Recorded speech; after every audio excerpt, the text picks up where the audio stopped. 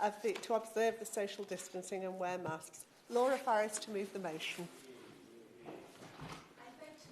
This House has considered the subject of special educational needs and children and adolescent mental health services.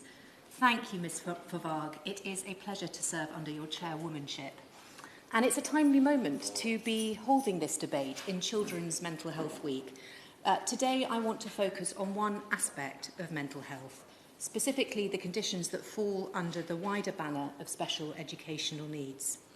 The difficulties that families in West Berkshire experience in seeking a diagnosis has been raised with me since I was first elected, but it wasn't until I held a constituency-wide survey in the summer that I understood the extent of its prevalence and urgency. For many people in West Berkshire, accessing CAMHS for a diagnosis of a potential learning difficulty is an extraordinary uphill battle. Waiting times regularly exceed 2 years for an autism diagnosis, and they can be substantially longer. And I know this problem exists elsewhere in other parts of the country. When I was preparing for this debate, I asked families who were affected to get in touch with me, and I was overwhelmed by the response from mums and dads to head teachers and to GPs. And I want to say at the start, and in fact I know that the Minister who I expected to respond is not in her place, but I've had a word with the Minister in advance. The issue as it affects West Berkshire is less about a lack of funding, because in fact the Berkshire West CCG has received additional investment for this, but it is more about accountability and the adequacy of the service. Madam Chair, I've had too many letters and emails to refer to them all, but I would like to tell you about 3 of my constituents whose stories I think capture the issue more widely. The first of these was Steffi Whelan, who told me about her 11-year-old son, who has been waiting for more than 2 years for a CAMHS appointment. His problems began seriously in year 4. What began as outbursts of screaming in class evolved into something more disruptive. Sometimes he would tear up work or behave in a way that was completely unsustainable for the teacher. In time, he was moved from that primary school to another one, and his parents have been told that he won't be emotionally able to move on to an ordinary secondary school. He's now nearing the end of year 6, and despite all of that, the family are still waiting for their first appointment.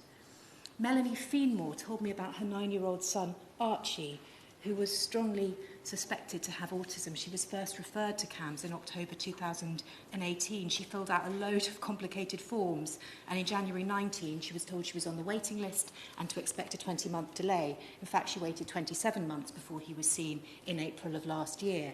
At the time of the assessment, the view was formed that he probably did not have autism spectrum disorder, but something more equivalent to ADHD, and he was referred to the ADHD team. Again, a bunch of forms were sent to her, which she described as pretty much identical to the ones before, and he was sent back to the bottom of a waiting list, where the family had been told to expect a 36-month wait. If this projection is correct, Archie will have been on a waiting list for 6 years by the time he receives his first appointment, from the age of 6 to 12. During this time, Archie's mum tells me he's expressed a desire not to be alive. He has a tendency towards violence, born out of frustration. She says, I'm sometimes at the receiving end of Archie's violent outbursts, which hurt more as he gets older.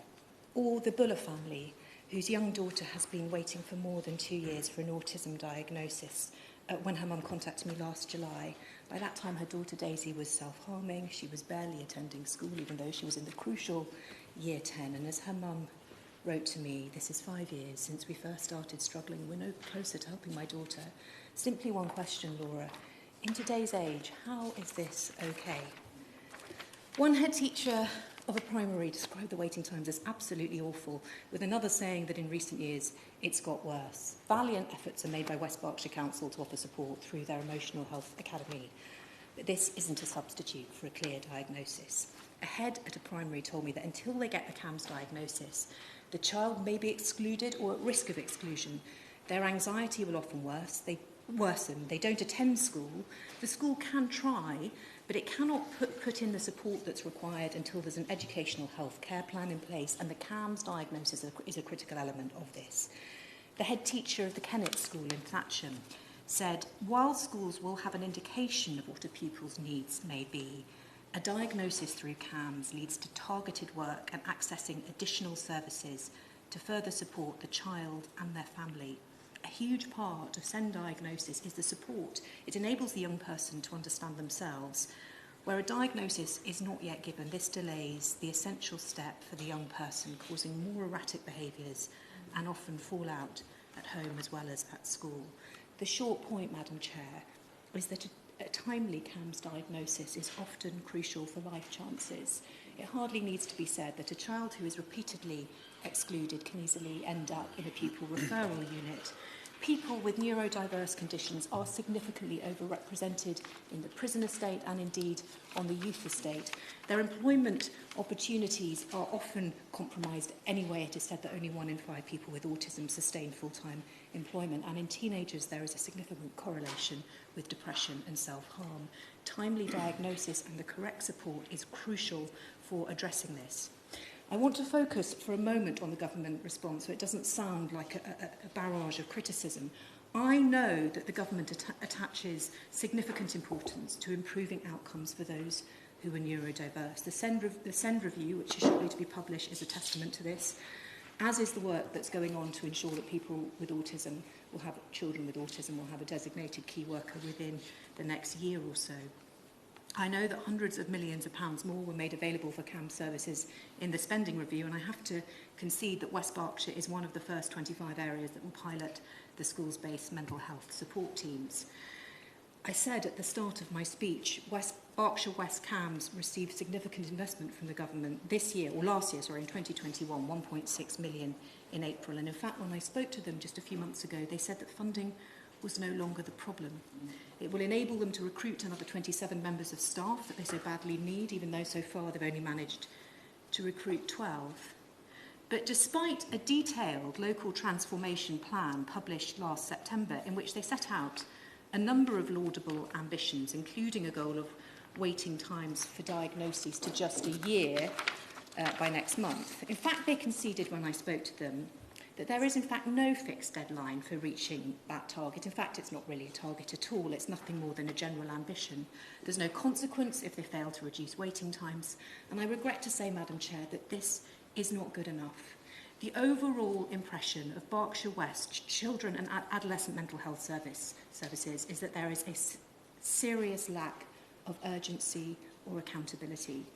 One doctor wrote to me, James Cave, who is a very well-respected medical director of the Downland practice in my constituency, and he said, and I quote, "I think it's important that you understand the depths of despair GPs feel about the local CAMHS service. Remote, unresponsive, closed, uncommunicative sums them up. It feels as if they're always looking for a way not to have to see a child. They demand detailed referral forms from us, and then they find reasons not to see the child. And if they do accept the referral, the wait is forever, and then often the intervention is a fixed, predetermined intervention that does not take into account the needs of the child." Madam Chair, I'm not seeking to humiliate anyone, but families in West Berkshire are being failed, and it is my role and my responsibility to fight for them. The Health Secretary has said time and again that the Health and Care Bill, currently making its way through the House, will deliver better accountability. Speaking in the House of Commons in that debate in July, he said, "The third theme of this bill is greater accountability. People have the right to expect clear lines of accountability for how every priority is delivered." So my plea, a cri de coeur from the many families in West Berkshire, is that the Department demands better accountability from CAMHS services in West Berkshire and across the country. Details of how that £1.6 million will be spent, and firm commitments to reduce waiting lists, yes, with consequences if the managers fail to deliver. This issue is not confined to West Berkshire, but it is stark within it, and I therefore speak today for the families that I represent and all those families across the country who are experiencing the same struggle. Thank you.